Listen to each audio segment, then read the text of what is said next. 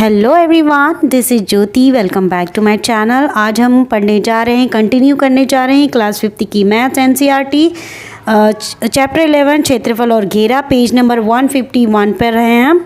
और इससे पहले अगर आप मेरे चैनल पर पहली बार आ रहे हैं तो चैनल को सब्सक्राइब जरूर करें, और प्रीवियस वीडियो अगर आपने नहीं देखी तो लिंक आपको डिस्क्रिप्शन बॉक्स में मिल जाएगा, आप वहाँ से देख सकते हैं। तो चलो स्टार्ट करते हैं। हर तरफ लोग ही लोग। तुम यह खेल एक मैदान में खेल सकते हो। 1 वर्ग मीटर के 2 वर्ग बनाओ। अपनी कक्षा को 2 भागों में बांट लो। हम खेलने के लिए तैयार हैं। और यहाँ पे बताया जा रहा है, देखिए आपको, अगर गणित का जादू की 4 किताबों को एक कतार में लगाएं तो उस कतार की लंबाई लगभग 1 मीटर 9 सेंटीमीटर होगी। तो यहाँ पे देखिए बच्चों, क्या करना है आपको, खेल के मैदान में आपको 2 वर्ग बनाने हैं जो कि 1 मीटर के होने चाहिए। ठीक है, कुछ इस तरीके से आपका होगा। खेल के मैदान में 2 वर्ग आपको बनाने हैं। ओके, इस तरीके से, जिसकी जो चौड़ाई जो होगी वो भी 1 होगी और जो लंबाई होगी वो भी 1 मीटर होगी। अब वो 1 मीटर कितना होता है, अगर आपके पास स्केल नहीं है तो यहाँ पे आपको बताया जा रहा है, आपको एक आइडिया दिया जा रहा है कि अगर आपकी जो गणित का जादू का जो किताब है उसको 4 किताबें एक लाइन में रखोगे तो आपका 1 मीटर हो जाएगा। ठीक है, तो इस तरीके से आपको 2 जो वर्ग है बना लेना है खेल के मैदान में, जिसकी चौड़ाई और लंबाई 1-1 मीटर की होगी। अब क्या करना है आपको, देखिए, और अपनी कक्षा को 2 भागों में बांट लेना है। मान लीजिए कि आपकी क्लास में 30 या 40 बच्चे हैं तो आधा आधा कर लीजिए। ओके, मान लेते हैं 40 बच्चे हैं तो ग्रुप ए में 20 हो जाएंगे और ग्रुप बी में 20 बच्चे हो जाएंगे। ओके, ये यहाँ पे आपने क्या किया, अपनी कक्षा को 2 भागों में बांट लिया। अब आप खेलने के लिए रेडी हो। ओके, नेक्स्ट क्वेश्चन देखिए, अपनी अपनी टोली में करके देखें। पहला क्वेश्चन देखिए, तुम में से कितने 1 वर्ग मीटर में बैठ सकते हो। तो यहाँ पे देखिए बच्चों, जो बच्चों की जो साइज होती है वो एक जैसी तो होती ही नहीं, कोई पतला होता है कोई मोटा होता है। तो उस हिसाब से अगर 1 वर्ग मीटर में बच्चों को बैठना होता है और बैठने के लिए जगह भी, एरिया भी ज़्यादा लगता है, तो यहाँ पे जो 1 वर्ग में जो बच्चे बैठ पाएंगे वो 3 से 4 बच्चे बैठ पाएंगे। ओके बच्चों, नेक्स्ट हम देखिए कितने उसमें खड़े हो सकते हो। तो जब खड़े होने की बात है 1 वर्ग मीटर में, तो खड़े होने के लिए जितने पैर, जो पंजा होता है पैर का, उतना ही एरिया लगेगा। तो यहाँ पे आप 5 जो बच्चे हैं, 5 बच्चे वो खड़े हो सकते हैं। नेक्स्ट क्वेश्चन देखिए, कौन सी टीम ज़्यादा बच्चों को अपने उस वर्ग में खड़ा कर सकी और कितने। तो जब बच्चे, आप अपने स्कूल में जब ये एक्टिविटी करोगे तब आपको पता चलेगा कि कौन सी ग्रुप में कितने बच्चे खड़े हो पाए हैं। ओके, तो ये आपको खुद से करना है। जब आप एक्टिविटी करोगे तब आपको आंसर खुद ही पता चल जाएगा। 4th में देखिए, कौन सी टीम ज़्यादा बच्चों को अपने वर्ग में बिठा पाई। अब यहाँ पे भी जब आप ये एक्टिविटी करोगे तो इसका भी आंसर आप खुद से दे पाएंगे। ओके, नेक्स्ट ख पे चलते हैं। अपनी कक्षा के फर्श की लंबाई को मीटर में नापो, चौड़ाई को भी नापो। तो बच्चों, ये आपके क्लास के बारे में बताया जा रहा है। तो ये आपकी क्लास की लंबाई और चौड़ाई कितनी है आपको यहाँ पे नाप कर लिखनी है। तो ये आपको खुद से ही करना होगा। ओके, फिर जब आपको लंबाई और चौड़ाई का माप पता चल जाएगा तो आप उस क्लासरूम का क्षेत्रफल निकाल लेना। ओके, जो कि वर्ग मीटर में आएगा। नेक्स्ट है, क्या तुम सोच सकते हो कि 1 किलोमीटर वर्ग कितना बड़ा होगा। उसका क्षेत्रफल डैश वर्ग किलोमीटर होगा। सोचो उसमें कितने लोग रह पाएंगे। तो बच्चों, अब तक आपने जो आपने क्षेत्रफल और परिमाप निकाला वो सेंटीमीटर और मीटर में ही निकाला है। तो अभी आपको एक बहुत बड़ा स्केल दिया जा रहा है, किलोमीटर। ओके, तो यहाँ पे देखिए, जिसकी एक लाइन है जिसकी लंबाई क्या है, 1 किलोमीटर है, और जो चौड़ाई भी है वो 1 किलोमीटर है। जब आप इसका क्षेत्रफल निकालोगे तो लंबाई गुणे चौड़ाई यानी 1 और 1 गुणे करोगे तो आपको आंसर जो मिलेगा 1 वर्ग, ठीक है, 1 वर्ग किलोमीटर में आंसर मिलेगा। ओके, तो यहाँ पे देखिए उसका जो क्षेत्रफल होगा वो 1 वर्ग किलोमीटर होगा। सोचो उसमें कितने लोग रह पाएंगे। ओके, यहाँ पे देखिए पश्चिम बंगाल में लगभग 900 लोग 1 वर्ग किलोमीटर में रहते हैं, लेकिन अरुणाचल प्रदेश में अकेलापन लगता है। मुश्किल से 15 लोग 1 वर्ग किलोमीटर में रहते हैं।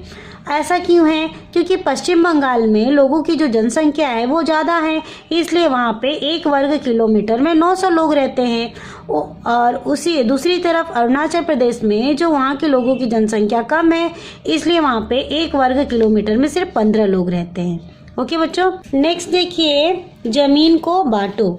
नसरीना एक किसान है जो अपनी जमीन को अपने 3 बच्चों चुमकी, झुमरी और इमरान के बीच बराबर बांटना चाहती है। वह जमीन को इस तरह बांटना चाहती है कि हर एक के हिस्से में एक एक पेड़ आ जाए। उसकी जमीन कुछ इस तरह दिखती है। तो यहाँ पे आप देख सकते हो कुछ इस तरीके से ये जमीन दिखती है। पहला जो क्वेश्चन है यहाँ पे देख सकते हो आप, क्या तुम जमीन को बराबर हिस्सों में बांट सकते हो? करके दिखाओ। कैसे बांटोगे? याद रखो कि हर एक को एक पेड़ मिलना चाहिए।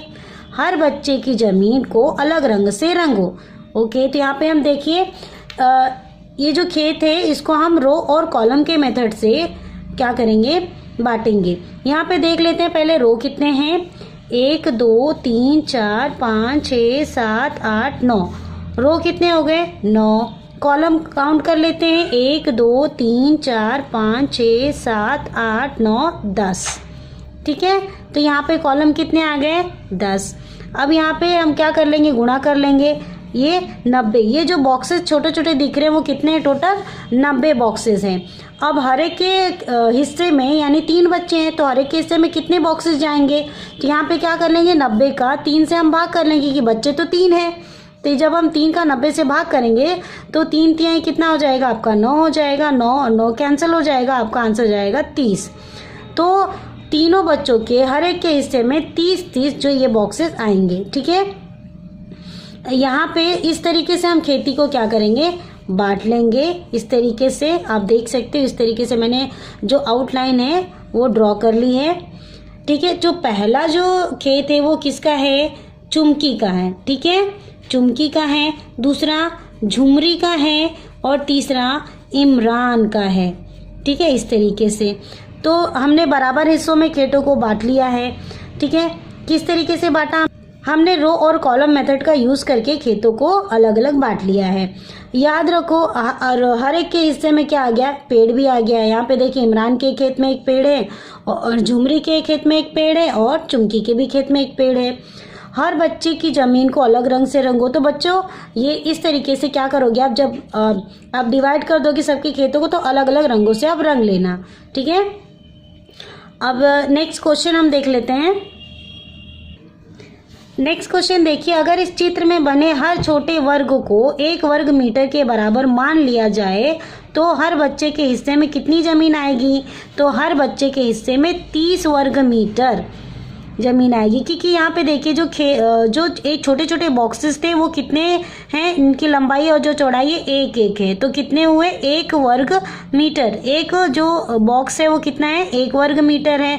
सबके हिस्से में 3-3 बॉक्स आए थे इस तरीके के, तो कितना हो जाएगा? 30 वर्ग मीटर। ओके, नेक्स्ट देखिए, चुमकी, झुमरी और इमरान को बाड़ लगाने के लिए तार चाहिए। पहला जो क्वेश्चन है, किसको बाड़ के लिए सबसे ज़्यादा तार की जरूरत होगी?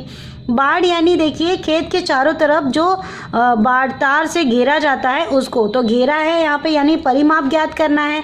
तो हम देख लेते हैं कि तीनों के खेतों का परिमाप हम ज्ञात करेंगे अभी। तो देखिए बच्चों, जो तीनों बच्चे हैं अपने खेतों के चारों तरफ तार लगाना चाहते हैं, तो चारों तरफ घेरा देना चाहते हैं। घेरे यानी परिमाप निकालना है। तो यहाँ पे आप देख सकते हैं कि जो खेत हैं वो तीनों के जो खेत है उनके आमने सामने की जो भुजा है, जो साइड है वो एक बराबर नहीं है। तो परिमाप हम इस तरीके से नहीं निकाल पाएंगे, क्योंकि क्या होता है परिमाप निकालने के लिए जो लंबाई आमने सामने की जो लंबाई है और जो चौड़ाई है वो होनी चाहिए। लेकिन यहाँ पे आप देख सकते हो ये अलग तरीके का आकार है। तो क्या करेंगे हम? तीनों खेतों को हम काउंट करेंगे उनके घेरों के हिसाब से।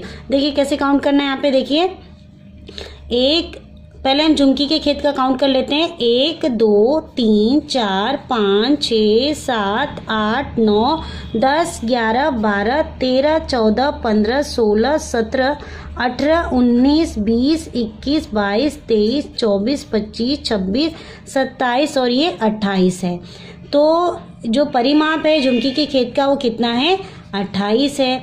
ठीक है, पहला हमने काउंट कर लिया। अब झुमरी का काउंट कर लेते हैं। यहाँ पे देखिए 1 2 3 4 5 6 7 8 9 10 11 12 13 14 15 16 17 18 19 20 21 22 23 24 25 26 27 और ये 28। तो झुमरी के भी खेत का जो परिमाप है वो 28 निकला।